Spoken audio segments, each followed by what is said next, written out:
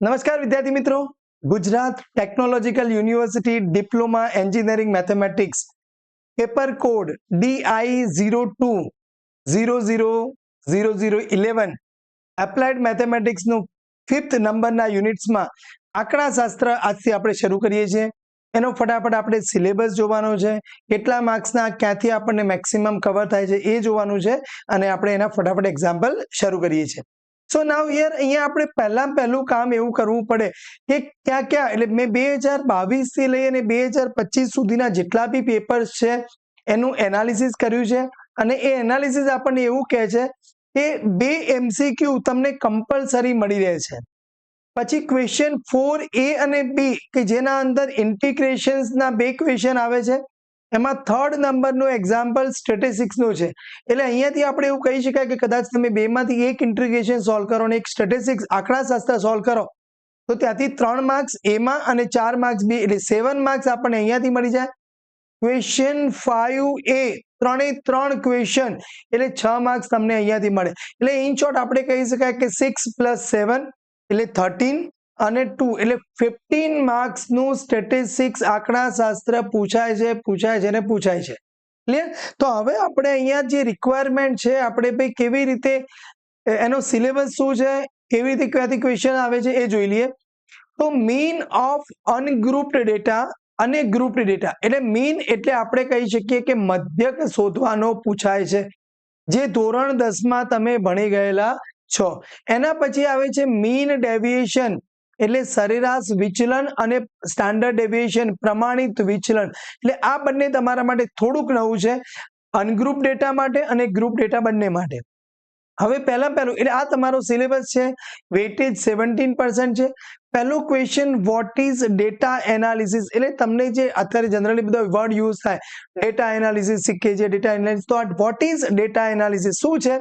તો આપણે અત્યારે એકદમ પ્રાઇમરી બેઝિક ઉપર સમજીએ તો મેઝર ઓફ સેન્ટ્રલ ટેન્ડન્સી એટલે જે તમારો ડેટા છે અહીંયા 3 છે, 7 છે, 9 છે, એ બધાનું સેન્ટર ઉપર કોણ ડિપેન્ડ, સેન્ટર ક્યાં છે? તો એ સેન્ટર સમજવા માટે એને જે વપરાય છે બધા એને કહેવાય મેઝર ઓફ સેન્ટ્રલ ટેન્ડન્સી, મધ્યવર્તી સ્થિતિના માપનો. એના અંદર આવે છે એક મીન એટલે મધ્યક, મીડિયન મધ્યસ્થ અને મોડ બહુલક. એટલે આ ત્રણેયને શું કહેવાય? મધ્યવર્તી સ્થિતિના માપનો, મેઝર ઓફ સેન્ટ્રલ ટેન્ડન્સી. પછી આવે મેઝર ઓફ ડિસ્પર્શન એટલે હવે આ જે ડેટા છે એ કેટલો ફેલાયેલો છે? તો એમ કહેવાય 3 થી 9 સુધી. માની લો કે અહીંયા 9 ની જગ્યાએ એક બીજું અવલોકન આપ્યું છે, 9 ની સાથે એક બીજું અવલોકન આપ્યું છે 109, તો આ ડેટા કેટલો દૂર સુધી વધારે ફેલાયેલો છે. તો એ કેટલું ડિસ્પર્શન, કેટલો ફેલાયેલો છે એ સમજવા માટે એનો વિસ્તાર સમજીએ છીએ. જનરલી આ રેન્જનો વર્ડ આપણે ઘણી વખત કોઈ પણ શોપિંગ કરવા જઈએ, તમે શૂઝ લેવા જાઓ ત્યાં તમને દુકાનદાર પહેલું એવું પૂછશે કે વોટ ઇઝ યોર રેન્જ, તમારી રેન્જ કેટલી છે. એટલે એનું જ છે આપણે આગળના લેક્ચરમાં જ્યારે રેન્જ આવતું હશે ત્યારે એકદમ પરફેક્ટ સમજીશું. મીન ડેવિએશન એનું સરેરાશ વિચલન કેટલું છે એ પણ આપણે સરસ સમજવાના છીએ. પ્રમાણિત વિચલન સ્ટાન્ડર્ડ ડેવિએશન પણ આપણે શાંતિથી ધીરે ધીરે આપણે સમજવાના છીએ. સો નાવ હિયર તો હવે અહીંયા આપણે એવું કહી શકાય કે તમારી પાસે જે ડેટા છે એ ડેટા મીન આપણે મધ્યક એટલે આજના લેક્ચર્સમાં આપણે મધ્યક એટલે એ પાર્ટ એ ફોર્મ્યુલા, પછી હું તમને ફોર્મ્યુલા બી ફોર્મ્યુલા સી તમને ધીરે ધીરે સમજાવતો જાઉં છું. તો આપણી જોડે જે ડેટા છે એ ડેટા મેઇનલી 2 ટાઈપ્સના ડેટા હશે, અનગ્રુપ્ડ ડેટા અને ગ્રુપ ડેટા. અનગ્રુપ એટલે એકદમ વેર વિખેરેલ થઈ ગયેલા. માની લો કે હું તમને એમ કહેવામાં આવે કે ભાઈ તમારા જે બધા ફ્રેન્ડ્સ છો એમનું વેઇટ કેટલું છે, તો કોઈ એવું કે સર મારું વેઇટ 49 kg છે, કોઈ કે મારું વેઇટ 82 kg છે, કોઈ કે મારું 79 છે, 65 છે, કોઈ કે 55 છે. આ રીતે તમે જે ડેટા લખેલા છે this is known as a ungrouped data, અવર્ગીકૃત માહિતી. એટલે તમે કોઈ ઇન્ટરવલમાં કે કોઈ ફ્રીક્વન્સી કઈ ફેરવેલું નથી. સો અહીંયા જે ઓબ્ઝર્વેશન હશે એ કેવા હશે બધા? તો x1, x2, x3 up to xn આ ટાઈપના ઓબ્ઝર્વેશન હશે. તો એમનો મધ્યક જ્યારે શોધવાનો આવે તો ફોર્મ્યુલા શું થશે? તો એ બધા જ ઓબ્ઝર્વેશન્સ, બધા જ અવલોકનનું એડિશન, સરવાળો divided by number of observation. એટલે માની લો કે હું અહીંયા એમ કહું 1, 2, 3, 4 અને 5. તો હવે ધારો કે મારે મધ્યક x બાર શોધવું હોય તો 49 + 82 + 79 પ્લસ 65 પ્લસ 55 અને ડિવાઇડેડ બાય કેટલા છે? ઓબ્ઝર્વેશન ટોટલ 5 છે, તો ડિવાઇડેડ બાય 5 કરો. તો આ અવર્ગીકૃત માહિતી એ એટલે એની આ ફોર્મ્યુલા છે. હવે વર્ગીકૃત માહિતી ગ્રુપ્ડ ડેટા, તો એના પાછળ બે ભાગ પડે છે. ડિસ્ક્રીટ ફ્રીક્વન્સી ડિસ્ટ્રીબ્યુશન એટલે આ જે ડિસ્ટ્રીબ્યુશન છે, જે વહેંચણી છે એ કેવી છે? તો કે છે કે ડિસ્ક્રીટ છે. અને કન્ટિન્યુઅસ ફ્રીક્વન્સી ડિસ્ટ્રીબ્યુશન, કન્ટિન્યુઅસ એટલે સતત આવૃત્તિ વિતરણ, ડિસ્ક્રીટ એટલે અસતત આવૃત્તિ વિતરણ. તો અહીંયા તમારી પાસે કેવા ડેટા આપેલા છે? તો ફરીથી સમજીએ. તો અહીંયા જે પહેલી ફોર્મ્યુલા એ, આ ફોર્મ્યુલા કેવી છે આપણી જોડે? X bar equals to sigma x i upon n વાળી. બરાબર યાદ રાખવાનું છે, શાંતિ શાંતિ. એટલે આજના વિડીયોમાં હું તમને પેપર જ ડાયરેક્ટલી સોલ્વ કરાવવાનો છું અને જે પેપર પ્રમાણે જ આપણે ધીરે ધીરે આગળ વધીશું. એટલે એકદમ શાંતિથી લગભગ 4-5 વિડીયો આપણા બનવાના છે અહીંયા.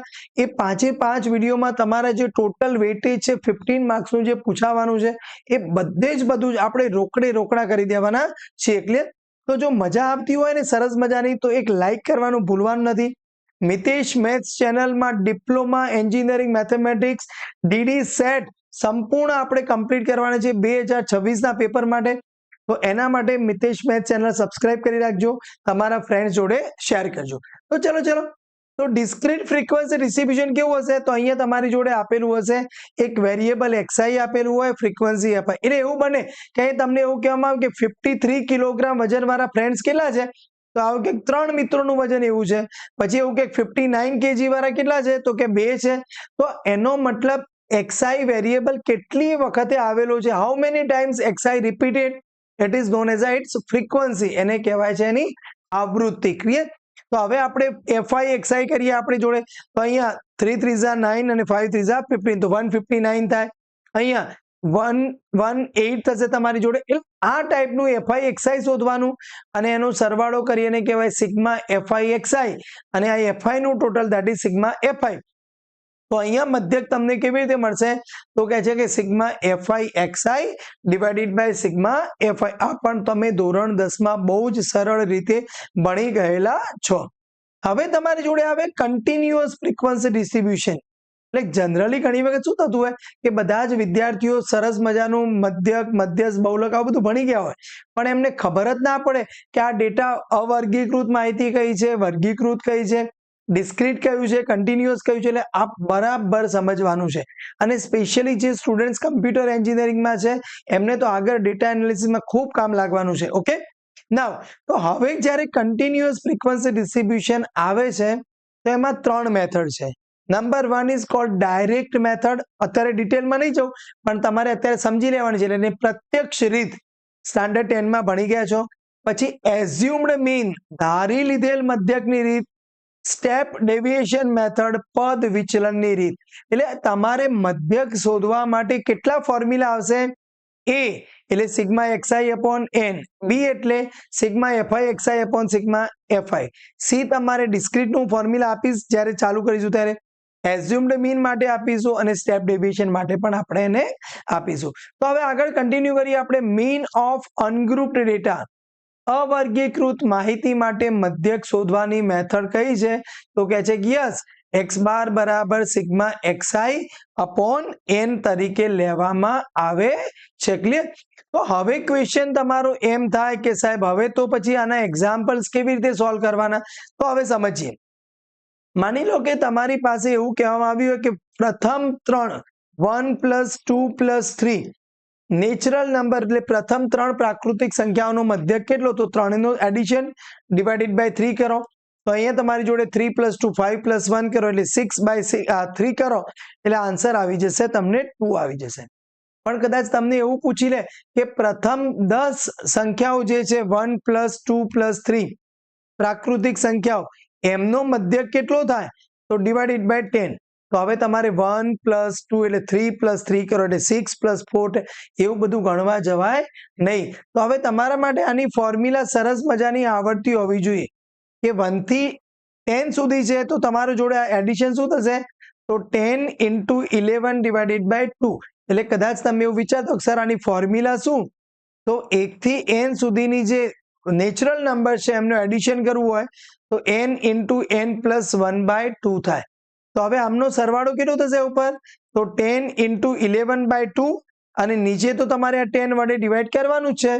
તો આ 10 કેન્સલ આઉટ થઈ જાય. તો 11/2 કરવામાં આવે તો તમને આન્સર મળી જશે 5.5. એટલે હવે આપણે બસ સ્ટેપ બાય સ્ટેપ. તો વિન્ટર 2022 એટલે જે મીનના ક્વેશ્ચન્સ છે બધા, એ ક્વેશ્ચન્સ લગભગ તમને 1 માર્ક્સના અંદર જે બે MCQ આવે છે એ લગભગ તમને મળી રહેશે. સો નાઉ હિયર મીન ઓફ ફર્સ્ટ 5 એટલે પ્રથમ 5 પ્રાકૃતિક સંખ્યાઓનો મધ્યક એટલે 1 + 2 + 3 + 4 + 5 કરો ડિવાઇડેડ બાય 5. એટલે જો અહીંયા તો બહુ ઈઝી છે. એટલે 5 ને 4 9, 10 11 12 13 14 ને 15 એટલે આનું ટોટલ તો 15/5 કરવામાં આવે તો 3 થઈ જાય.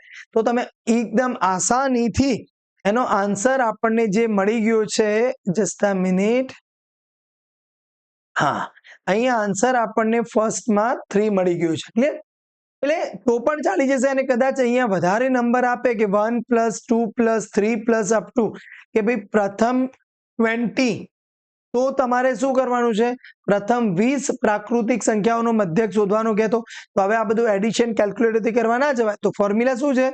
તો 20 × 21 / 2 આ બધાનું એડિશન કરીને તમને આપી દેશે ડિવાઇડેડ બાય 20.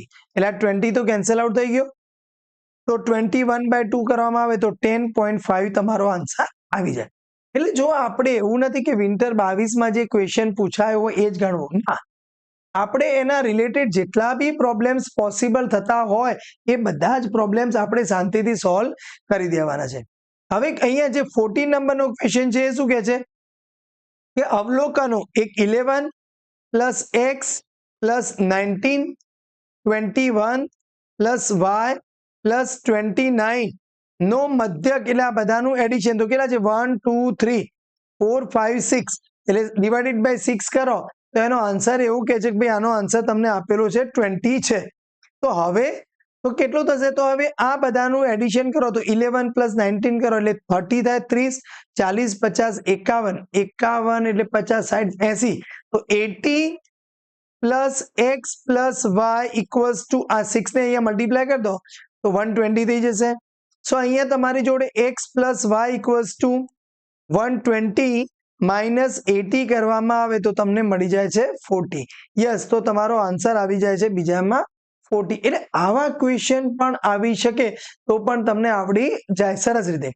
હવે વિન્ટર 2023માં કેવો ક્વેશ્ચન પૂછાયો છે કે મીન ઓફ એટલે 39 + 23 + 58 + 47 + 50 + 16 + 61, યસ, અને એને ડિવાઇડેડ બાય કરવાનું છે 7.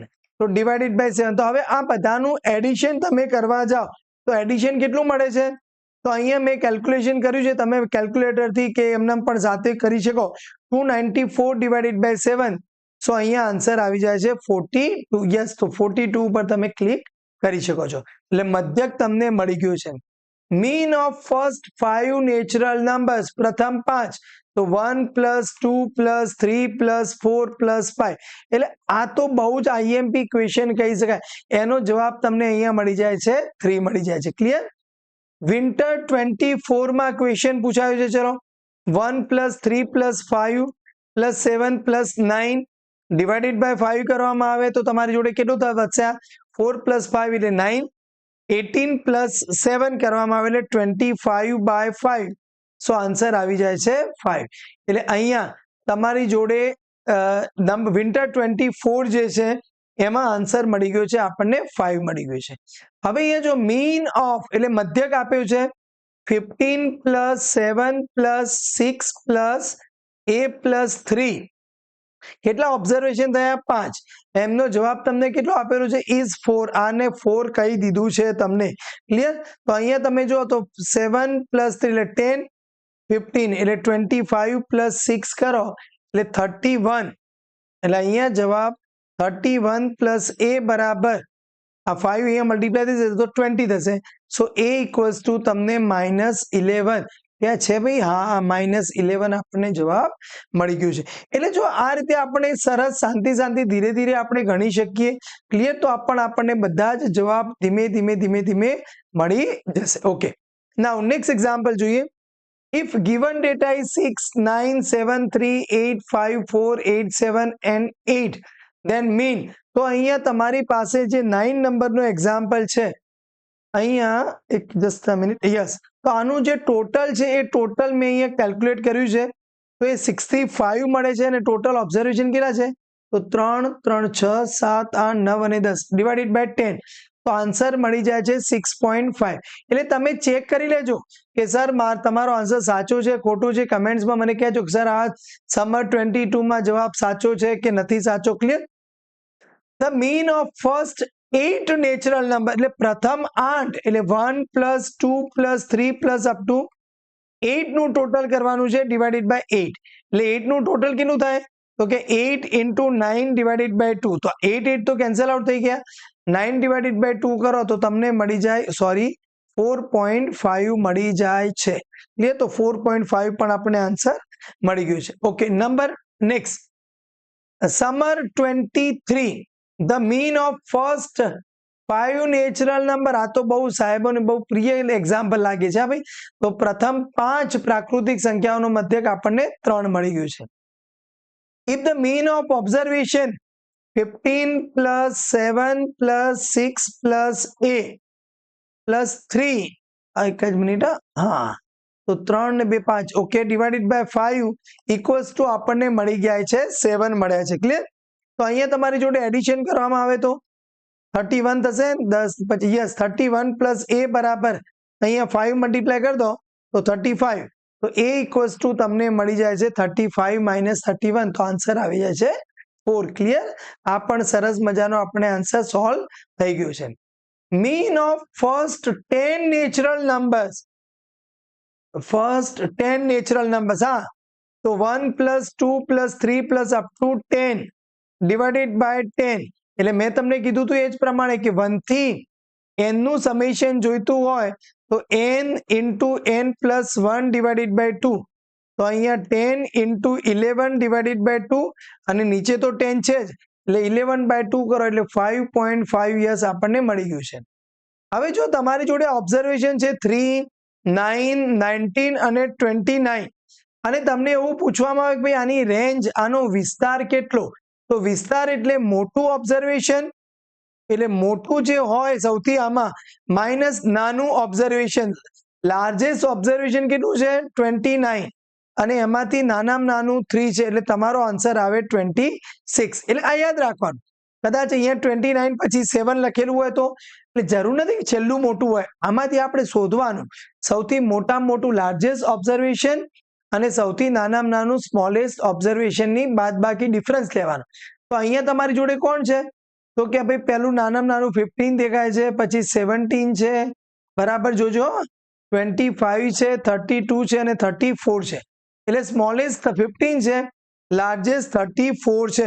એટલે 34 માઇનસ તમારી પાસે યસ 15 કરવામાં આવે તો તમારો રેન્જ, તમને જે વિસ્તાર મળે છે કેટલો મળી જશે 19, 19. આ છે 19 આપણને મળી ગયું છે. Clear? Mean of first 5 even natural number, એટલે બધા નહીં, 2, 4, 6, 8 અને 10 ઇવન બેકી સંખ્યાઓ લેવાની કહે છે. તો હવે આ બંનેનો સરવાળો કરો તો 6 + 6 કરો એટલે 12 + 8 એટલે 20 + 10 એટલે 30 ડિવાઇડેડ બાય 5 કરો એટલે આન્સર આવી જશે આપણને 6 મળી જાય છે. એટલે જો ડીડી સેટની પ્રિપેરેશન કરતા હોય એમના માટે પણ આ ખાસ ધ્યાન રાખવાનું છે. એટલે જો જનરલી દરેક પેપર અત્યાર સુધી એવું હતું કે ભાઈ બંને મધ્યક મીનના MCQ હતા, પણ અહીંયા મીનની જોડે પ્રમાણિત વિચલનનો પણ પૂછી લીધો છે. એક્ઝેક્ટલી આપણે જ્યારે ભણીશું ત્યારે તમને બરાબર ડિટેલમાં સમજાવીશું. તો અહીંયા સિગ્મા xi - x બાર નો સ્ક્વેર અપોન n, આ એની ફોર્મ્યુલા છે. તો અહીંયા તમારો આન્સર બી કરેક્ટ થઈ ગયો છે. Okay, yes, very good. Now હવે સમર 24 ક્વેશ્ચન 5A માં આ મેથડનો એક્ઝામ્પલ પૂછાયો. એટલે એવું જરૂરી નથી કે ભાઈ તમારી જોડે એના MCQ જ આવે મધ્યકમાં. If mean of 25 observation is 50, એટલે હવે જો હું એમ કહી દઉં કે x બાર જે છે એ 25 ઓબ્ઝર્વેશનની વાત છે, મીન ઓફ 25 ઓબ્ઝર્વેશન, અને એમ કહી દઉં બીજો y બાર છે એટલે સિગ્મા વાય અપોન એન એ કેટલા ઓબ્ઝર્વેશનની વાત છે 75 75 ઓબ્ઝર્વેશન એટલે 25 અવલોકનોનો મધ્યક 50 છે એટલે આ ડાબી બાજુ તમને 50 આપ્યું છે સિગ્મા xi અપોન 25 બરાબર તો એનો મતલબ સિગ્મા xi કેટલું થશે તો કહે છે કે 50 ગુણ્યા 25 એટલે 25 પંચા 125 125 અને 0 લાગી જાય ક્લિયર હવે અહીંયા 75 અવલોકનોનો મધ્યક 60 છે એટલે અહીંયા તમને આપ્યું છે 60 તો સિગ્મા yi અપોન 75 તો અહીંયાથી સિગ્મા yi બરાબર શું થશે તો 75 ઇન્ટુ 60 કરવામાં આવે તો 75 મેં અહીંયા થોડું થોડું ફટાફટ લખી રાખ્યું છે એટલે જલ્દી આપણી જોડે વધારે ટાઈમ વેસ્ટ જાય નહીં તો અહીંયા ધીસ ઇઝ 4500 મળી જાય છે ક્લિયર તો સિગ્મા yi મળ્યો મને 4500 હવે શું કહે છે કે આ બધા જ અવલોકનો ભેગા કરવાના છે એટલે અહીંયા xi વાળા જે 25 છે અને yi વાળા જે 75 છે એ તો એનો મધ્યક શોધવાનો છે તો મધ્યક બરાબર તો એ બધા જ અવલોકનો એટલે કેટલા છે નીચે 25 અને 75 એટલે નીચે તમારી પાસે 100 અવલોકનો થયા તો પહેલા 25 નો સરવાળો એટલે એને શું કહેવાય સિગ્મા xi કહેવાય અને બીજા 75 નો સરવાળો એટલે શું કહેવાય સિગ્મા yi કહેવાય એટલે જો એવું જરૂરી નથી કે સાદું જ પૂછાય આવી રીતની પણ તમારે થોડી પ્રેક્ટિસ કરવી પડે તો સિગ્મા xi એટલે 1250 અને આ છે 4500 ડિવાઇડેડ બાય અહીંયા કરવામાં આવે તમારી જોડે કેટલા થઈ જશે 100 થશે તો હવે અહીંયા જો તમે ટોટલ કરો તો 50 તો છે જ અને 5 + 2 એટલે 7 થશે અને 4 અને 5 ઓકે એટલે 5750 ડિવાઇડેડ બાય 100 એટલે તમને આન્સર અહીંયા કહી શકાય કે 57.50 મળી જાય એટલે જો આવા ક્વેશ્ચન વિન્ટર સમર 24 સુધી બધા એવું જ કહેતા કે ભાઈ આવા ના આવે પણ આવી શકે ક્લિયર એટલે આ થોડુંક ધ્યાન રાખવાનું છે પહેલા 25 નો અવલોકનો આપણે એમનો સિગ્મા xi શોધી કાઢ્યો બીજા 75 માટે સિગ્મા yi શોધ્યો બંનેને આપણે મિક્સ કરીએ છીએ એટલે ટોટલ કેટલું થાય તો sigma xi plus sigma yi કુલ અવલોકનો કેટલા થશે તો અહીંયા લખાય કે નવો મધ્યક જે મળે છે એ તમને sigma xi plus sigma yi divided by 25 plus 75 તો આન્સર આવી ગયો છે 5750 એટલે હવે જો આ ક્વેશ્ચન્સ મેં મારી રીતે લખ્યું છે એટલે જરૂરી અત્યાર સુધી ક્યારે અહીંયા પૂછાયો નથી જીટીયુમાં પણ પૂછાઈ શકે મીન ઓફ 10 ઓબ્ઝર્વેશન ઇઝ 32 એટલે x બાર બરાબર જો હું એમ કહેતો હોઉં કે સિગ્મા xi અપોન n એટલે 10 ઓબ્ઝર્વેશન છે એટલે નીચે 10 કેટલું આપ્યું છે આ 32 છે એટલે સિગ્મા xi બરાબર તમારી પાસે શું થાય તો અહીંયા લખું તો હું સિગ્મા xi બરાબર 32 × 10 કરવામાં આવે તો 320 મળી જાય ક્લિયર યસ હા હવે શું કહે છે જો તમને અહીંયા letter it was found that one observation was recorded as 45 instead of 32 એટલે કોઈ ભાઈ પેલા કેલ્ક્યુલેટરથી સરવાળા કરતા હશે ટોટલ તો એક ઓબ્ઝર્વેશન જે લેવાનું હતું 32 એની જગ્યાએ શું લઈ લીધું એને 45 લઈ લીધું તો ફાઇન્ડ કરેક્ટ મીન તો કે હવે આ બધા ઓબ્ઝર્વેશન પેલા બધાનું એડિશન કરવા જવું એના કરતા થોડુંક વિચારો ગુજરાતીમાં સમજી લઈએ 10 અવલોકનોનો મધ્યક 32 છે એટલે આપણે સમજી ગયું પાછળથી જાણવા મળ્યું કે એક અવલોકન 32 ને બદલે 45 નોંધાઈ ગયેલું એટલે સિગ્મા જે નવો સિગ્મા xi મળે જે એમાં શું થાય આ જે ટોટલ 320 તો છે જ એમાં 45 નોંધાઈ ગયું હતું એટલે આપણે એને કાઢવું પડે અને એની જગ્યાએ સાચું કયું હતું તો એમાં 32 એડ કરવા પડે એટલે 320 - 45 + 32 કરો એટલે -13 થાય એટલે અહીંયા શું થાય તમારી જોડે એટલે ખરેખર જે તમારો એડિશન 320 મળ્યો એ સાચો 320 નથી કારણ કે એમાં 45 એડ થઈ ગયેલા એટલે એને રિમૂવ કરવા પડે અને જે નથી લીધેલા એટલે 32 ને આપણે એડ કરવા પડે તો હવે નવો x બાર શું થાય તમારી પાસે તો કહે છે કે ભાઈ નવો સિગ્મા xi ડિવાઇડેડ બાય એટલે આપણી જોડે જે કુલ ઓબ્ઝર્વેશન કેટલા હતા એ તો 10 ના 10 જ રહેશે કારણ કે 45 નંબરનું નીકાળી દીધું અને 32 આપણે એને એડ કરી દીધું તો ડિવાઇડેડ બાય 10 તો અહીંયા તમારી જોડે 307 ડિવાઇડેડ બાય 10 કરો એટલે 30.7 આપણને આન્સર મળી જાય એટલે આ રીતે આપણે ધીરે ધીરે કરી અને બધા જ જે સ્ટેટિસ્ટિક્સના અંદર ક્વેશ્ચન્સ હતા એટલે યુનિટ 5 જે આપણા માટે ખૂબ ખૂબ ખૂબ મહત્વનો છે અને એમ કહી શકાય કે આ પાસ થવાની એક સરસ મજાની ચાવી છે. ફર્સ્ટ લેક્ચરમાં ખૂબ મજા આવી ગઈ છે. સેકન્ડ લેક્ચરમાં આપણે જે બીની ફોર્મ્યુલા પછી સીડી અને હજી તો પેલું સ્ટાન્ડર્ડ ડેવિએશન મીન ડેવિએશન એ આપણે સરસ મજાના શોધવાના છીએ. મજા આવી હોય લાઈક કરી દેજો. મિતેશ મેથ્સ ચેનલ સબસ્ક્રાઇબ ના કરી હોય સબસ્ક્રાઇબ કરી રાખજો અને તમારા ફ્રેન્ડને શેર કરજો. જય હિન્દ, જય જય ગરવી ગુજરાત.